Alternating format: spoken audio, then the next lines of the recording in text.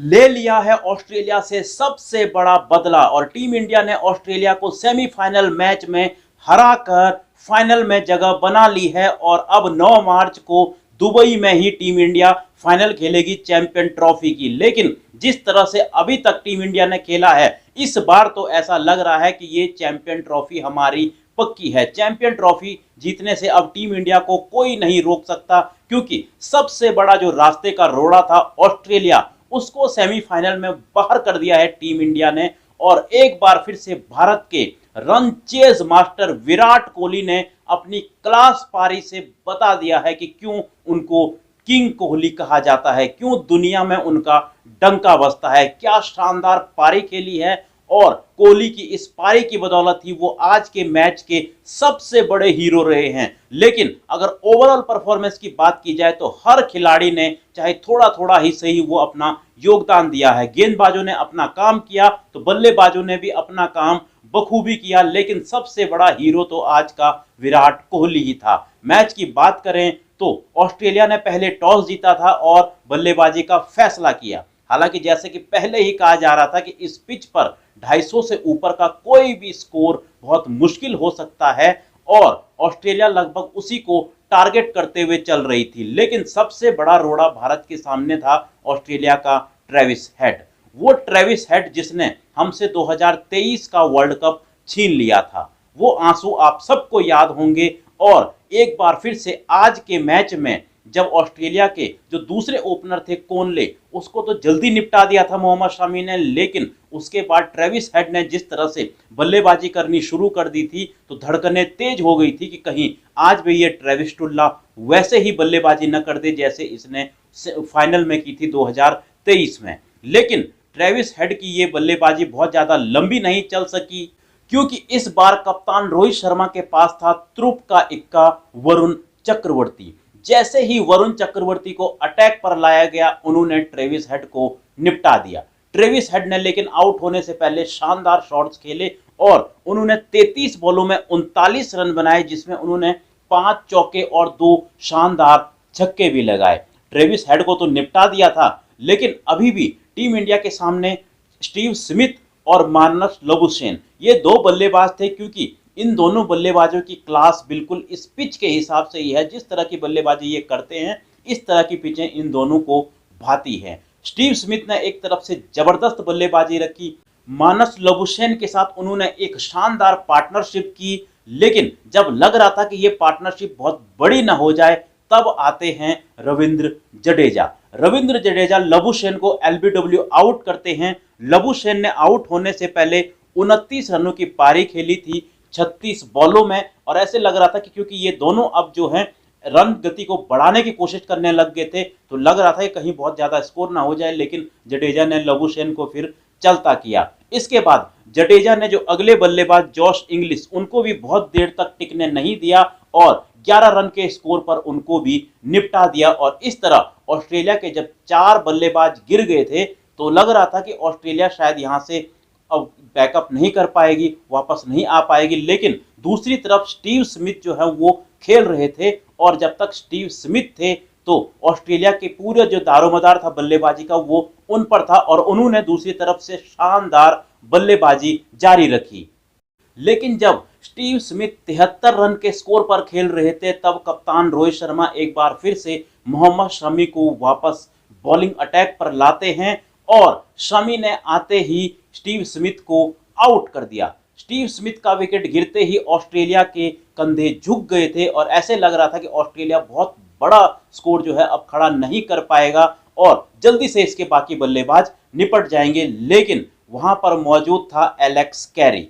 जी हां, Alex Carey ने उसके बाद धुआंधार बल्लेबाजी की, और क्या शानदार बल्लेबाजी की। एलेक्स कैरी की इस धुआंधार पारी की बदौलत ही ऑस्ट्रेलिया 264 रन का स्कोर खड़ा कर पाया। एलेक्स कैरी ने आउट होने से पहले सिर्फ 57 बॉलों में 61 रन बनाए, जिसमें इन्होंने 8 चौके और 1 छक्का भी लगाया। हालांकि एलेक्स कैरी अगर टिक जाते तो ये जो स्कोर है ये 280-85 तक भी जा सकता था, लेकिन श्रेयस अय्यर ने एलेक्स कैरी को क्या शानदार रन आउट किया और वहां से बिल्कुल जो ऑस्ट्रेलिया की पारी थी वो एक तरह से टर्न हो गई और उसके बाद ऑस्ट्रेलिया के पास नीचे बहुत ज़्यादा बल्लेबाजी नहीं बची हुई थी और ऑस्ट्रेलिया की पूरी टीम 264 रन बनाकर आउट हो गई, ऑल आउट हो गई 50 ओवरों से पहले ही और भारत को 265 रनों का टारगेट दिया।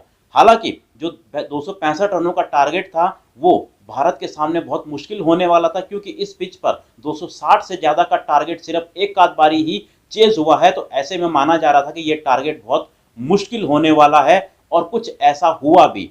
जब भारत बल्लेबाजी करने आया तो पहले तो शुभमन गिल और रोहित शर्मा अच्छे दिख रहे थे, अच्छे खेल रहे थे, लेकिन 30 रन जब भारत का टोटल स्कोर हुआ था तब शुभमन गिल 8 रन बनाकर अचानक से आउट हो जाते हैं और उसके थोड़ी देर बाद रोहित शर्मा कुछ अच्छे शॉट्स खेलकर 28 रन बनाकर जब आउट हो जाते हैं तो ऐसा लगता है कि कहीं भारत की ये बल्लेबाजी आज लड़खड़ा तो नहीं जाएगी, क्योंकि भारत ने लगभग 43 रन पर जो है 2 विकेटें खो दी थी और अभी बहुत ज्यादा रन चेस करने थे। लेकिन सबको तब तक यकीन था कि अगर किंग कोहली हैं तो फिर चिंता की कोई बात नहीं है। किंग कोहली जब तक मैदान पर रहते हैं तब तक सबको यकीन रहता है कि ये बंदा मैच जिताकर ही वापस आएगा और कोहली ने एक बार फिर से आज अपनी क्लास दिखाई।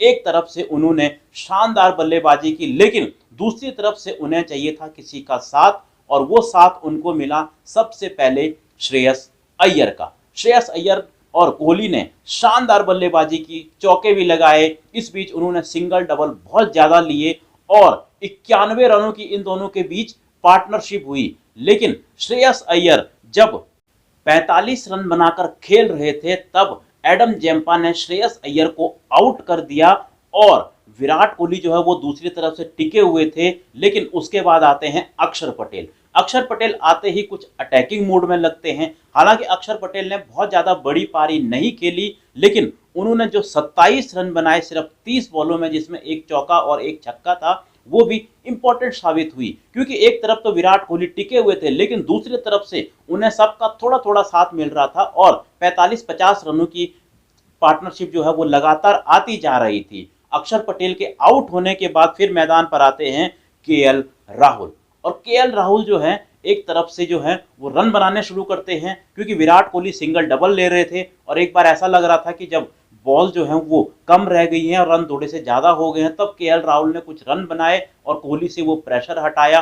कोहली को जो है वहां पर बिल्कुल भी जरूरत नहीं थी बहुत बड़े शॉट्स खेलने की और कोहली को आराम से खेलने की जरूरत थी। लेकिन इस बीच कोहली एक गलती कर देते हैं जब वो एडम जेम्पा की एक बॉल पर मारने की कोशिश में आउट हो जाते हैं और तब कोहली 84 रन बनाकर खेल रहे थे। हालांकि जब तक कोहली खेल रहे थे सबको पता था कि भारत जीत जाएगी, हालांकि धड़कनें सबकी बढ़ी हुई थी, लेकिन सबसे ज्यादा जो लोगों को दुख हुआ वो हुआ कि कोहली इस मैच में सेंचुरी नहीं बना पाए और मैच जिताकर वापस नहीं आ पाए। खैर कोहली जब आउट हुए तो उसके बाद केएल राहुल जो है वो भी काफी वहां पर नाखुश दिखते हैं कि कोहली आपको ऐसा शॉट खेलने की जरूरत नहीं थी। लेकिन तब जो है रन बहुत कम रह गए थे, 40-50 रन रह गए थे, तो क्लियर हो चुका था कि भारत ये मैच तो जीत ही जाएगा। और एंड में हार्दिक पांड्या ने जो एंटरटेन किया, जो उन्होंने शानदार 2 छक्के लगाए, चौके बरसाए उन्होंने, और हार्दिक पांड्या ने जो अपनी 24 बॉलों में 28 रनों की पारी खेली जिसमें उन्होंने 3 शानदार छक्के भी लगाए, थोड़ी देर उन्होंने दर्शकों का एंटरटेनमेंट किया। लेकिन हार्दिक पांड्या जो है फिर एक बड़ा शॉट मारने के चक्कर में जो है वो आउट हो जाते हैं और फिर एंड में केएल राहुल ने छक्का मारकर जैसे ही भारत को जिताया उसके बाद भारत सीधा पहुंच गया चैंपियन ट्रॉफी के फाइनल में और ऑस्ट्रेलिया हो गया बाहर। और ये तो थी इस मैच की कहानी, लेकिन जो टीम इंडिया के सारे खिलाड़ी हैं, चाहे वो गेंदबाज हो, क्योंकि बॉलिंग में हमने देखा कि मोहम्मद शमी की 3 विकेटें हों या फिर जडेजा की 2 विकेटें और वरुण चक्रवर्ती की एक बार फिर से 2 विकेटें, सब ने जो है अपना काम किया और बल्लेबाजों ने भी अपना काम किया। हालांकि शुभमन गिल वो थोड़े से फ्लॉप जरूर रहे, लेकिन बाकी सारे बल्लेबाजों ने अपना काम किया और भारत को शानदार तरीके से फाइनल में पहुंचा दिया। लेकिन जिस तरह से दुबई की पिचों पर टीम इंडिया डोमिनेट कर रही है, उसके बाद कहीं ना कहीं अब ये पक्का लग रहा है कि इस बार ये चैंपियन ट्रॉफी तो हमारी होने ही वाली है, क्योंकि रास्ते का सबसे बड़ा रोड़ा तो ऑस्ट्रेलिया को हमने बाहर कर दिया है और अब फाइनल में हमारी भिड़ंत होगी 9 मार्च को दूसरी टीम से, न्यूजीलैंड होगी या फिर साउथ अफ्रीका। तो फिलहाल आज के मैच के बारे में आप अपनी राय कमेंट बॉक्स में दे सकते हैं। और मैच के बीच में क्या आपकी भी धड़कनें बढ़ गई थी? आप लोग अपनी राय कमेंट बॉक्स में दे सकते हैं। मिलता हूं मैं आपको एक और ऐसी ही वीडियो में।